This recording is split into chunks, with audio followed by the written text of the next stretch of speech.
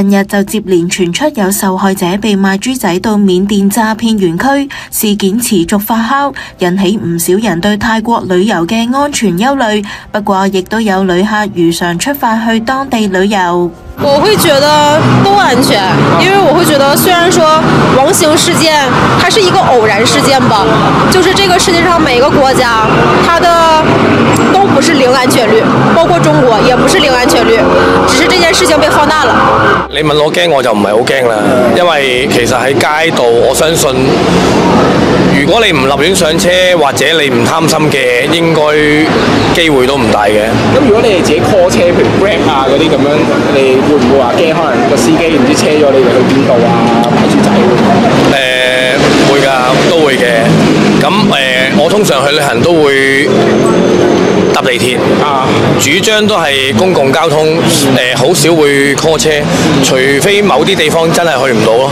亦都有旅客話喺出發前都覺得好擔心同焦慮啊。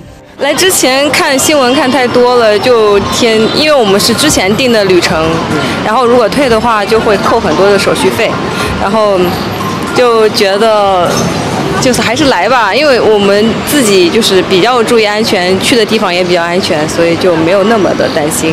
至於由保安局副局長卓孝業率領嘅保安局專責小組，喺當地時間星期二早上拜訪泰國皇家警察總部，下午就會轉到旅遊警察總部，以及同泰國旅遊及體育部嘅人員見面。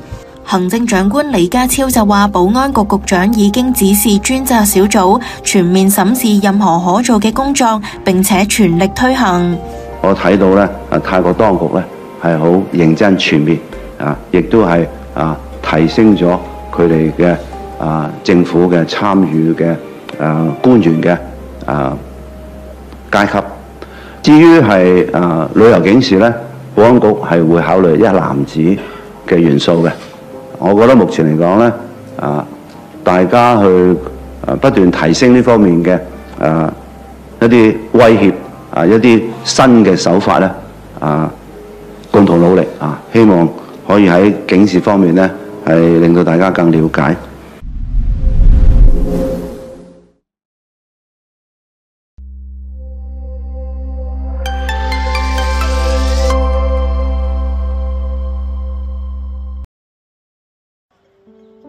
一股強烈嘅冬季季候風殺到華南沿岸地區。天文台喺星期一朝早7點半錄得市區最低溫度10.6度，係香港入冬以嚟最低紀錄。凌晨嚟到大帽山就更加凍，唔少溫度計都顯示氣溫跌到落去2度。不過就算凍，都不減市民上山晨運同埋睇日出嘅興致。有啲凍，你同預期都差唔多。係嘅，所以都有着夠衫上嚟。着咗幾多件衫？都我諗6-7件衫。羽絨就2件咧，御寒衣物就有啲貼身啲嘅保暖衣物啦，同埋有着嗰啲打底衫、打底褲，咁就希望自己可以暖啲喺度。上面都幾大風啦，都即係都睇嗰個溫度計都負2度。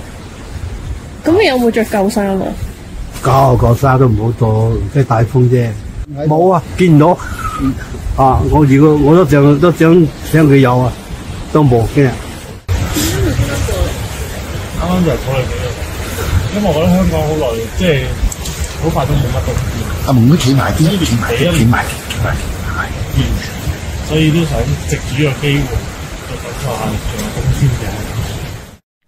有人中意上山，亦都有人中意落海。呢位林先生就話：海入面一啲都唔凍。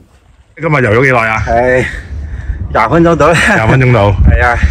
咁你覺得點啊？即係大唔大浪又盛啊 ？OK 啊，好舒服嘅。今日好舒服嘅。係啊，游水好舒服嘅，個水入邊唔凍啊。